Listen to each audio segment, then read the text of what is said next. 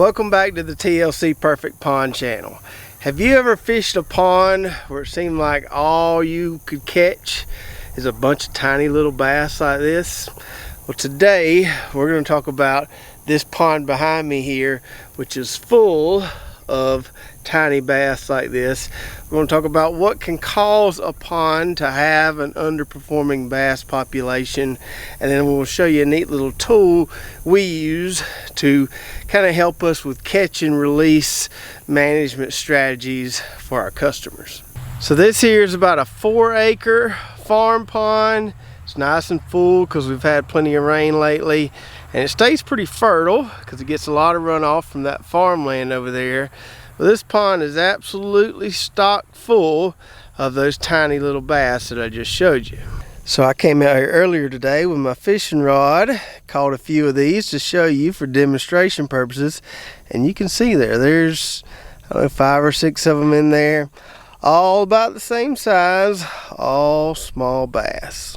Now this is not my pond, but I have fished this pond quite a bit over the years, and the biggest bass I've ever caught out of here was about 1.5 pounds, but it is absolutely full of those small ones, about 10-11 inch bass like I showed you earlier in that cooler. Absolutely full of them. It's really easy to come out here and catch all of those you want, but there just doesn't appear to be any big fish in here. So what causes a bass population like this one to be underperforming? We see some ponds like this one where it's just all small bass. We see other ponds where the bass are longer, they're just really skinny and don't have any weight to them. In either case, you've got yourself a poor bass population that needs some management. Now there are quite a few things that could contribute to having a poor bass population like we have in this pond here. I'll mention 4 of the big ones. So reason number 1 why a bass population might be underperforming would be lack of prey. Now in farm ponds like these here in South Georgia, the preferred prey for largemouth bass is bluegill. That's what they want to eat. Those bigger bass want to feed on bluegill. If you don't have a lot of bluegill in the pond, there's not a lot for those larger bass to eat. Now in the case of this pond, I know for a fact there's plenty of sunfish prey in this pond. I've fished it enough. You can come out here with a can of worms, sit on this bank right here with a cane pole, catch all the bluegill you want to catch. Nice, big, healthy bluegill. So in this pond, that's not the reason the bass are underperforming, but we do see that a lot. There's just not enough bluegill. The bluegill population isn't strong enough to sustain a nice, healthy bass population. Reason number 2 a bass population could be underperforming has to do with the bass's access to the prey. So you can have a pond that's absolutely full of nice healthy bluegill, all different sizes, but maybe that pond has a lot of vegetation in it. And if it has a lot of vegetation, a lot of cover for those sunfish, then those bass have to work really hard to capture those prey.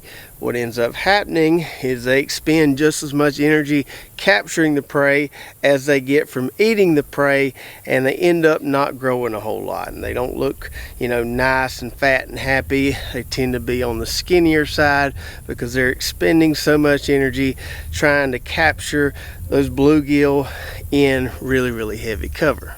And that's why we always recommend about 20% or less vegetation coverage in a pond. If you have too much vegetation coverage, you've got too many places for the sunfish to hide, and the bass have to work too hard to find them and get a nice meal. Now the third reason your bass population might be underperforming is something we've been seeing a lot more of lately, the more ponds we sample, and it has to do with something called ambush habitat. So we've done a video or two where we put together some artificial structures, and some of those artificial structures are what we call ambush habitats for bass. It's basically an area of small cover where a bass can kind of sit and hide, wait on a bluegill or whatever to swim by, and can jump out or swim out and grab its prey real quick. So bass really need these ambush habitat areas because it allows them to feed without expending a lot of energy. They can sit there, kind of hide in that cover, like I said, wait on the prey to come by, pop out and get them. They expend a lot less energy than if they're just chasing bluegill all over the pond. So if you have a pond that doesn't have a lot of structure in it, there's not going to be a lot of that ambush habitat for the bass to kind of hide in and hunt in. Also, if you have a pond that's just kind of a square or maybe a rectangle and doesn't have a lot of undulations along the side, the bass also don't have a lot of ambush habitat. We see a lot better bass populations in ponds that have a lot of little fingers to them, as opposed to ponds that are just kind of round or a square or a rectangle. Now this pond here is kind of generally shaped like a rectangle, but it does have several nice little fingers on it, several nice little shallow areas where the bass can ambush their prey. And then the fourth thing that can cause a poor bass population is just simply overcrowding. And I'm pretty sure that's what we've got going on in this pond here. There's just too many bass in this pond. Not enough space for them all, too much competition, not enough fishing pressure to remove some and kind of spread them out a little bit. They're just stacked in here so thick, and as a result, they never get very big. So there are certainly other pond dynamics that could contribute to a poor bass population, but those are the four biggest we see. And it's usually not just one of those things. Sometimes it is, but a lot of times it's a combination of those four things there that end up leading to an underperforming bass population.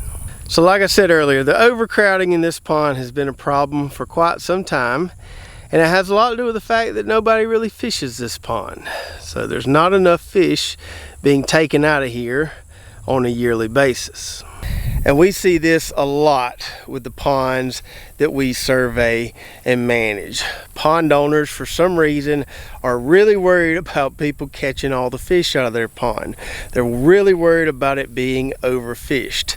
But I can tell you that we rarely ever see a situation where a pond has been overfished. We see a lot of situations where ponds are underfished. There's too many fish in there, it's overcrowded, and the populations, the health of the fish suffer as a result. Now, catch and release can certainly be a good thing in some fisheries, but if you have a pond, you need to be keeping a good many of the fish that you catch. That's going to go a long way to having healthy populations of fish in the pond and reducing overcrowding. In a fertile pond like this farm pond here, you should be keeping 10 pounds of bass per acre per year. And I know that 40 pounds of bass out of a small 4-acre pond like this every year may seem like a lot, but if that amount was being kept from this pond every year, it would be in a lot better shape than it is now. So if you need to be keeping 10 pounds of bass per acre per year in a fertile pond like this one, how do you know which fish to keep and which fish to throw back? Well, in this pond, as I showed you, all the fish are the same size. They're all right around, 10 or 11 inches or so. And once it cools off a little bit in early fall, we're actually going to bring the shock boat out here and try to do kind of a mass removal as we try to get this bass population in better shape over time. We'll be sure to film that and have several more videos on this particular pond. But let's assume you've got a pond where you've got a better distribution of sizes of fish. How do you know which fish you should keep and which fish you should throw back? So we recommend doing it by standard weight. So on our website at tlcperfectpond.com, we've got a blog with a table of standard weights for largemouth bass. And if you're watching on YouTube, I'll be sure to put a link to that blog below so you can check it out. Basically what this table does is it has one column that has lengths in it and then another column that has weights in it.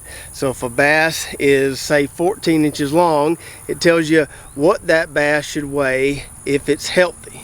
If that 14-inch bass weighs less than that standard weight, it's considered unhealthy. If it weighs more than that standard weight, it's obviously considered really, really healthy. So one other thing we did recently for our customers to kind of help them manage their ponds better is we created these aluminum measuring sticks here. We call it a coal stick.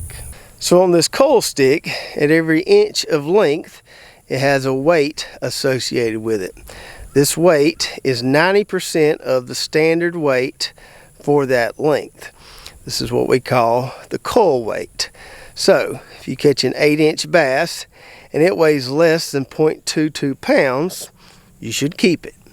If it weighs more than 0.22 pounds, you should put it back in the water. We can move along here, look at some of the other values there. So like for a 20-inch bass, if it weighs less than 3.90 pounds, it's not going to be considered very healthy. You should probably just keep it. If it weighs more than 3.9 pounds, you should probably put it back in the water. So those skinny, underperforming fish you catch, keep those, clean them, eat them, enjoy them. For those nice, fat, and happy bass that look really, really good, put those back in the water so they can continue to reproduce and continue to add their good genetics to the bass population in the pond. Now we're starting to lose a couple of these, but that's okay because we're going to clean them and eat them anyway. But let's take 1 or 2 of these and put them on the coal stick and see how they measure up. So we'll take this little guy right here and weigh him first. Put him on our scale here.